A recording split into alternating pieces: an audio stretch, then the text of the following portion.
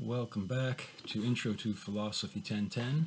This video is on the reading by Gottfried Wilhelm Leibniz, and it's called the Monadology.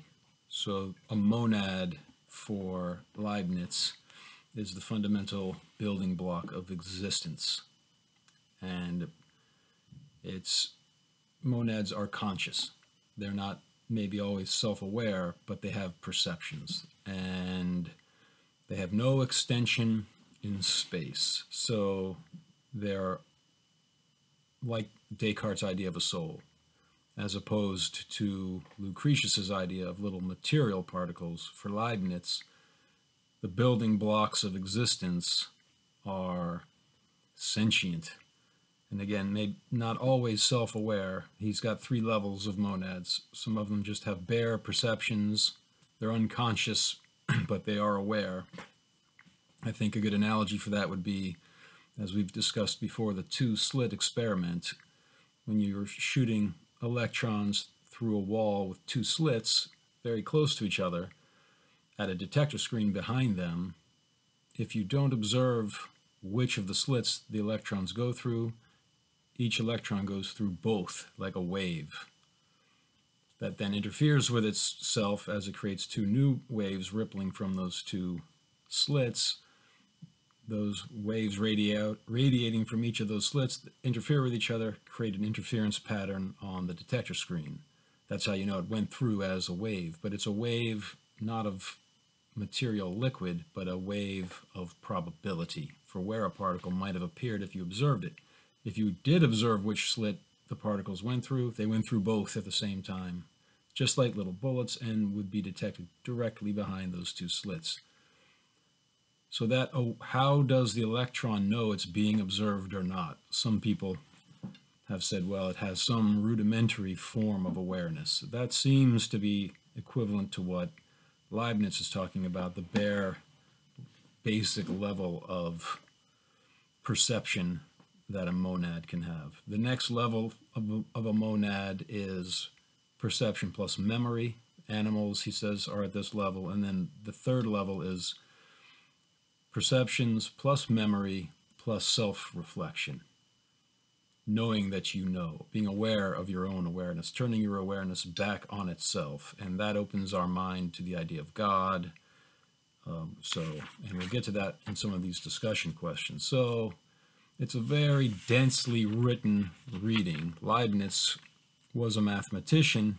He independently co-discovered the mathematical language of calculus at the same time as Isaac Newton, and there was a debate between the two who came up with calculus first. So his writing seems to be about as complicated as calculus. And this introductory class, I'm not expecting you to get all of these details, these densely packed details in this reading, the Monadology, but I want to go over at least a basic framework of what he's trying to say, enough to, above and beyond the discussion questions. To really understand these discussion questions, we kind of have to piece together his whole cosmology here, his monadology. So let me begin with discussion question 1 on page 203. Compare the atomisms of Lucretius and Leibniz. Which view do you think is better argued? Why? Explain. So Leibniz his cosmology was a lot simpler. For him, there's only two ingredients: an infinite void, just empty space that goes on forever, and little tiny, not infinitely small, but so small that you can't see them, seeds or atoms. There's a fixed type of seeds, the fixed number of types of seeds, but there's an infinite number of each type. And there's an infinite amount of time. So those little insentient, unperceiving atoms interact over an infinite amount of time in an infinite void, and that those random combinations create all of the apparent order that we perceive in the universe. That is Lucretius's atomism. It's an atheistic atomism, does not believe in a soul. Leibniz the exact opposite of a void, he says everything is a plenum, meaning there is no point in space that is not occupied by a monad. And all of the monads also have material bodies. Now that is a complicated part of his philosophy that I'm not sure I understand adequately, because if you look on page 191, at the very beginning, so he numbers his paragraphs, he says the monad, so page 191, the first sentence, the monad of which we shall here speak is nothing but a simple substance which enters into compounds. By simple is meant without parts. And there must be simple substances since there are compounds, for a compound is nothing but a collection or aggregatum of simple things. Now where there are no parts, there can be neither extension nor form, nor divisibility. These monads are the real atoms of nature and, in a word, the elements of things. No dissolution of these elements need be feared, and there is no conceivable way in which a simple substance can be destroyed by natural means. For the same reason, there is no conceivable way in which a simple substance can come into being by natural means, since it cannot be formed by the combination of parts. Thus, it may be said that a monad can only come into being or come to an end all at once.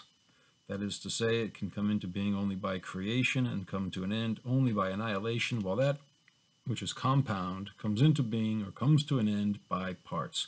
I read that whole page 91 there because this idea of only being able to come into being or out of being all at once is one of the discussion questions. But the idea that the monads have neither extension nor form, they don't have any extension in space. That was the same definition of the soul that Descartes gave on page 78, and that Socrates gave in the Phaedo on page 41. He said in his argument by the existence of the soul that survives the body, one of his arguments was the argument by analogy, and he described the absolute ideas as being simple, not being compound of parts. If you can compose something by putting together different parts, then you can decompose it. But the absolute ideas can't be destroyed, so they must be simple. Leibniz is giving the same argument, but what I am confused about is how are you going to make compounds, he says, that compounds do exist, if your building blocks are these monads that have no extension in space. You can combine a trillion monads, that won't make a compound that has any extension in space if all of them have zero extension in space. That is something that I've been wrestling with, but I'll continue to describe how he describes these monads. There's a famous quote of his on page 192, paragraph number 7. He says, further, there is no way of explaining how a monad can be altered in quality or internally changed by any other created thing, since it is impossible to change the place of anything in it, or to conceive in it any internal motion which could be produced, directed, increased, or diminished therein, although all this is possible in the case of compounds, in which there are changes among the parts. The monads have no windows through which anything could come in or go out. So the monads have no parts, and they can't see out of themselves, and nothing can get inside of them because they have no extension in space. They're just mathematical points with zero extension in space. So then he says, well, if that's what monads are, how can you tell one from the other? They can't be differentiated by any kind of spatial expression. They're not occupying different points in space. They don't have any bodily physical differences, so therefore if there's no quantitative physically measurable difference between one monad and another, there must be qualitative differences. If they're not objects, then there's so qualitative meaning subjective, kind of an emotional, or at least on the level of perceptions. He says on paragraph 8, page 192, for what is in the compound can come only from the simple elements it contains, and the monads, if they had no qualities, would be indistinguishable from one another, since they do not differ in quantity. And then he goes on to say, consequently, space being a plenum, each part of space would always receive in any motion exactly the equivalent of what it already had, and no one state of things would be discernible from another. All right, so space being a plenum, that's the exact opposite of what Lucretius said, that space is void. So according to Leibniz, the monads occupy every point of space. And that's what a plenum is. It's completely packed. There's no space between, that you couldn't fit a razor blade between one monad and another. Every point of space is occupied by these points of perception that have no spatial extension. So it's kind of a mental puzzle how these things that don't exist in space can nevertheless fill every point of space. But one way, I think, to help make this monadology a little more relevant to today's cosmology is to look at his idea of the monad and compare it to the physicist's concept of a singularity, a gravitational singularity. They're also infinitely dense and contain all space and time, but they have no extension in space, or, if they contain all points of time and space, in that respect, they exist outside of space and time. So that's very similar to the way Leibniz describes monads, especially the ultimate monad, which he calls God. And we'll get into that. That's the third discussion question. But right now, in the process of just gradually touching on aspects of his monadology, I'm trying to continue the first discussion question, which is comparing Lucretius to Leibniz. So Leibniz says the fundamental atoms are spiritual as opposed to material. They have, at the very least, perception, even if they're not conscious that they're perceiving things. And also they occupy a plenum rather than a void. So I'll leave that difference between these two atomisms at that for now. I might be returning to it, but I'm going to go now to discussion question 2 on page 203. Explain Leibniz's argument for the position that the monads must have all come into existence at once. So I already read that part. Because they have no extension in space, they have no parts. There's no parts to assemble. So it doesn't take any assembly time, so therefore they either exist or they don't. Leibniz is not saying that the monads are eternal, except for God, but they are created by God, and when they're created, it's instantaneous. They can never be destroyed by any natural means unless God wants to annihilate them. But if they were to be destroyed, it wouldn't be a death process, it would be instantaneous, because of the fact that they are simple substances with no parts. That's the easiest of these discussion questions about Leibniz. So discussion question 3 on page 203. How does his view of monads function as a premise in his argument for God's existence explain? Okay, so he first mentions God on page 195, paragraph number 38. And that is where he brings in different types of causation. A final cause versus what he calls an efficient cause. So this comes from Aristotle. There's 4 different types of causes. I'm not going to get into all the details, but the idea of a final cause is the purpose for which something is performed, the goal toward which it aspires. For example, the final cause of an oak tree is the final cause of an acorn. It draws the acorn towards manifesting as an oak tree. Or a question would be, why are you watching this video now? I'm assuming that you're probably in my class. I don't think it's going to go viral here.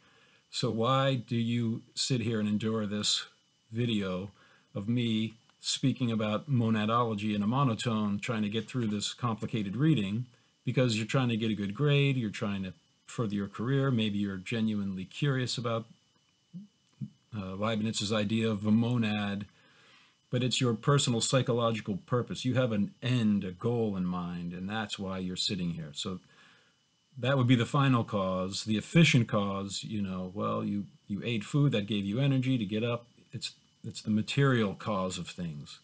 So a good way to think about it is the efficient cause pushes things from the past, pushes material objects in, it's things in the past are causing things to happen now in a material sequence of pushes and shoves.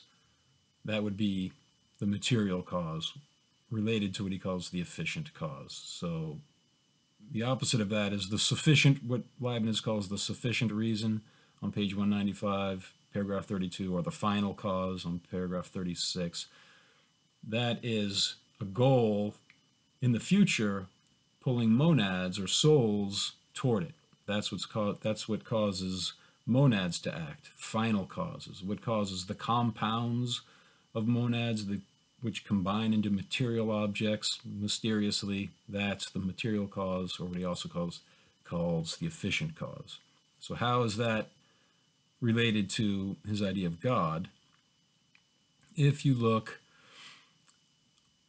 at page 195, paragraph 36, he says, but there must also be a sufficient reason for contingent truths or truths of fact, that is to say, for the sequence or connections of the things which are dispersed throughout the universe of created beings. So what causes the sequence of material atoms connecting with each other? What causes that? There must be a sufficient or a final cause. But he says if you analyze the cause of anything, it can go on to infinity. What caused this red pen to be manufactured? You could talk about what caused all the atoms.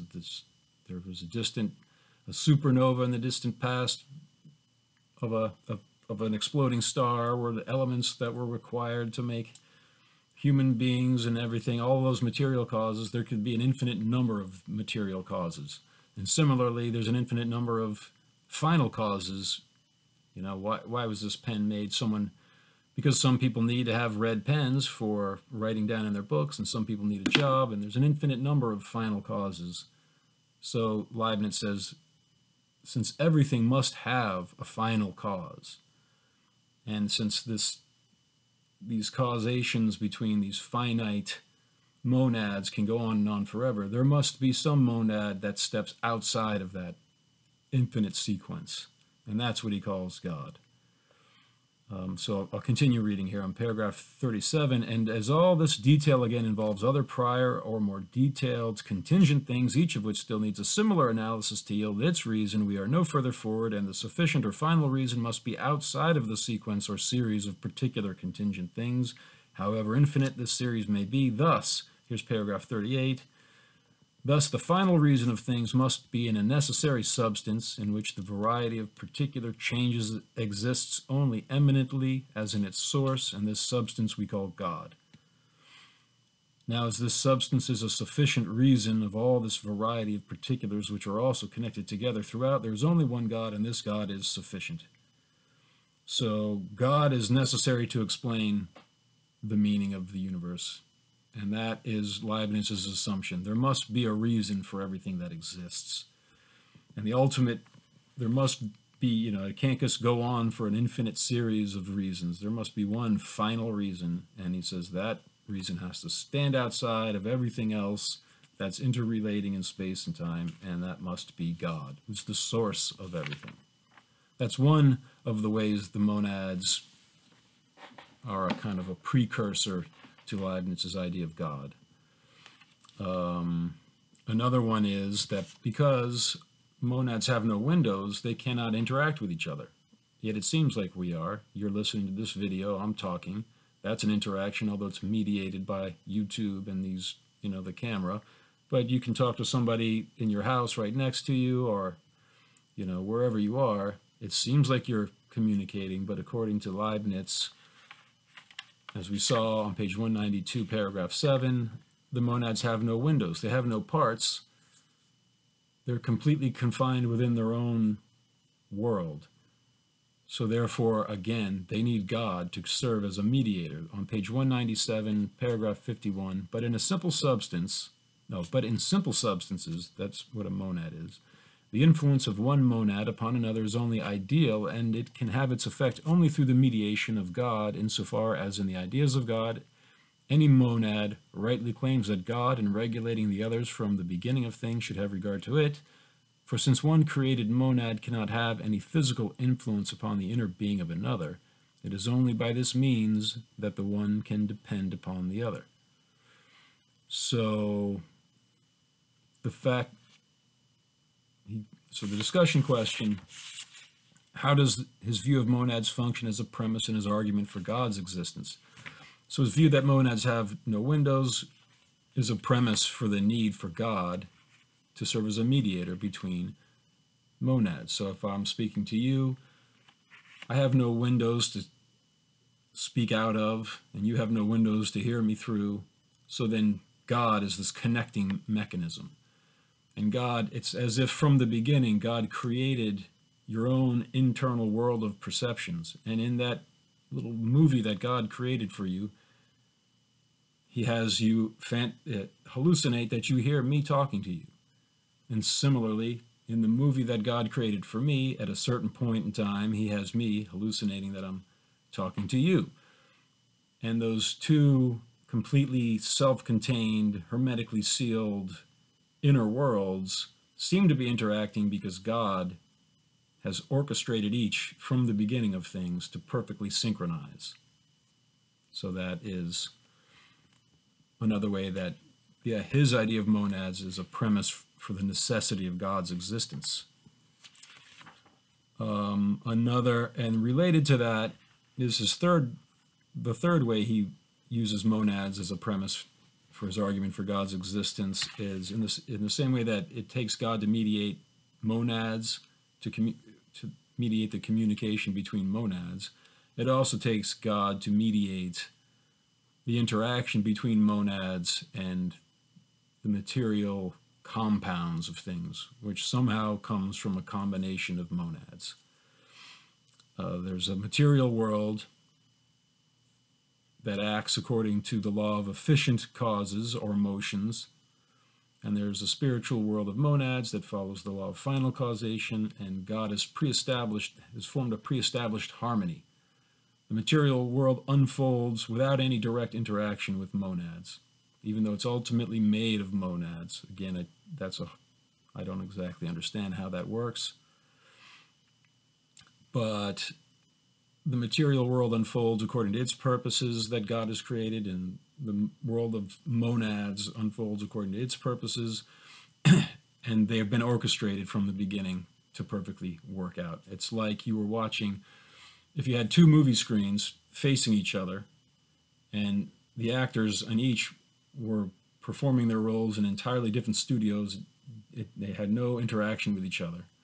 And in one, the one pulls out a gun and shoots it at the camera, and at that instant, this one falls down dead, because the two cameras, the two video recordings were perfectly synchronized. That's how things seem to be interacting. I want to raise my arm goes up. There was actually no direct interaction between my conscious intention and this physical arm rising up, but all of the material causes and effects that have occurred have been perfectly harmonized by God with my intentions. So I'll just read a little bit of that on page 200, paragraph 78.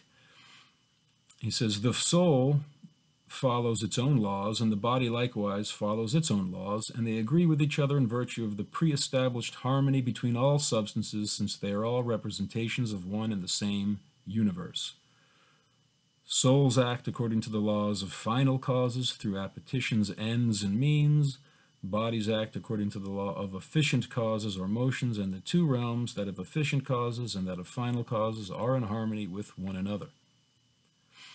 So that is another way that his theory of the monads serves as a premise for his idea of the existence of God. So it's I think it's one important point to differentiate Leibniz from the Hindus and Plato and Descartes, but especially from the Hindus and Plato, is that he does not believe that souls can ever be entirely separate from material bodies, except for God. God is the only one, the only monad who has no material body. So you can, on page 192, at the very bottom of the page, at the end of paragraph 14, he just says, in part of this long sentence, he talks about the scholastic prejudice of souls entirely separate from bodies. And on page 199, number 72, he says, thus the soul changes its body only by degrees, little by little, so that it is never all at once deprived of all its organs, and there is often metamorphosis in animals, but never metempsychosis or transmigration of souls. Nor are their souls entirely separate from bodies, nor unembodied spirits. God alone is completely without body. So he does not believe in reincarnation. However, he does believe in Plato's theory of absolute ideas, because those are the ideas in God's mind. So in that respect, he does believe in two worlds, but God's ideas only take form in the material world. It's not that he believes souls can escape from the material world and go back to a spiritual world. He does believe in two worlds, the world of matter and the world of monads, but they're always interconnected. And another interesting part of his monadology is his belief that if you look at any material atom, it can be divided infinitely, and that differentiates his atomism from Lucretius. Lucretius thought there was a bottom level of reality. Even though these, for him, atoms are too small to see, they do have a certain extension in space, but it's so small that you can't see it. For Leibniz, the material compounds do have an extension in space, but each of them can be infinitely divided forever. And the pattern that we perceive at this level, at this scale of the cosmos, repeats. So if you look at a leaf, you'll see within the leaf, if you could see small enough, if you had a powerful enough microscope, you'd see a whole nother earth with another person looking at a leaf, on toward infinity and out towards infinity. That's a unique, well, it's not unique. Blaise Pascal, in his, the French theologian, Catholic theologian and mathematician, he had the same idea. So if you look at page 198, he says, he's talking about the difference between things made by humans and things made by God. So page 198, paragraph 64, he says, thus the organic body of each living being is a kind of divine machine or natural automaton, which infinitely surpasses all artificial automata. So automaton is a robot, like in a clock where the robots would come out, they're connected by these gears and come out and they would bang a bell with a hammer. So we saw Descartes write about those also. So Leibniz is going to say your material body is also a machine, but it's infinitely better than any machine that a human could make. He says, going on in paragraph 64, for a machine made by the skill of man is not a machine in each of its parts. For instance, the tooth of a brass wheel has parts or fragments, which for us are not artificial products, it's just brass, and which do not have the special characteristics of the machine, for they give no indication of the use for which the wheel was intended. If you look at a brass gear and look down small enough at the atoms of what it's made, it doesn't have any indicate. You wouldn't know that it's part of a brass wheel or a brass cup or anything else made out of brass. However, he'll say, but the machines of nature, namely living bodies, are still machines in their smallest parts ad infinitum. It is this that constitutes the difference between nature and art, that is to say, between the divine art and ours. And the author of nature has been able to employ this divine and infinitely wonderful power of art, because each portion of matter is not only infinitely divisible, as the ancients observed, but it is also actually subdivided without end, each part into further parts, of which each has some motion of its own. Otherwise, it would be impossible for each portion of matter to express the whole universe. Whence it appears that in the smallest particle of matter there is a world of creatures, living beings, animals, entelechies, souls. So he'll go on to say, there'd be fish in a pond in the smallest drop of water. If you look deeper, you'd see a whole pond with fish. If you looked at one of the atoms on the fish, you'd see this whole scene repeated, as I've said before. So one word he mentioned in there, living beings, animals, entelechies, and souls. I'll just talk about his three differentiations of the levels of monads, from the lowest that have bare perceptions up to a human soul with reason. And then that'll be it for the Monadology. If you look on page 193, paragraph, well, the whole page is a pretty interesting page. If you look at paragraph 17, he talks about, moreover, it must be confessed that perception and that which depends upon it are inexplicable on mechanical grounds. So perception is what differentiates monads from material compounds.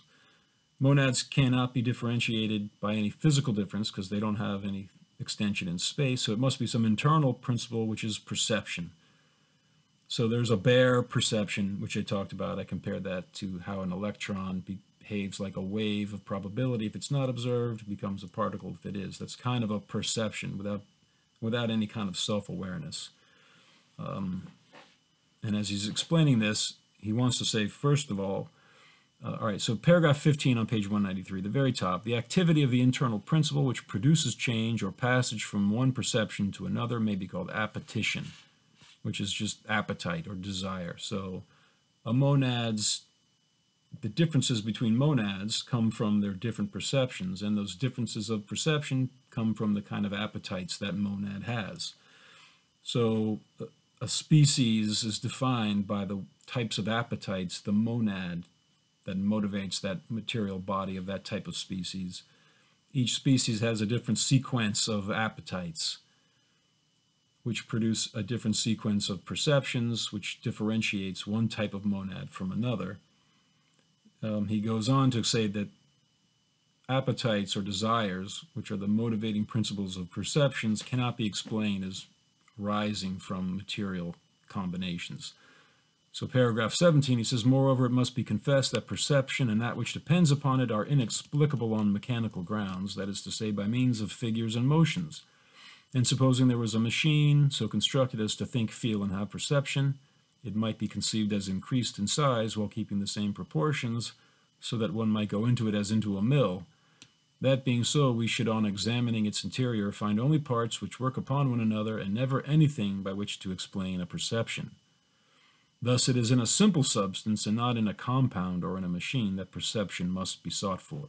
So he's saying, if you think consciousness comes from the brain, imagine expanding the brain to a size of a house, walking around inside, all you'll see is parts interacting with parts, none of which would explain consciousness. So therefore, consciousness doesn't come from interacting material parts. It must come from a simple substance, which is a monad.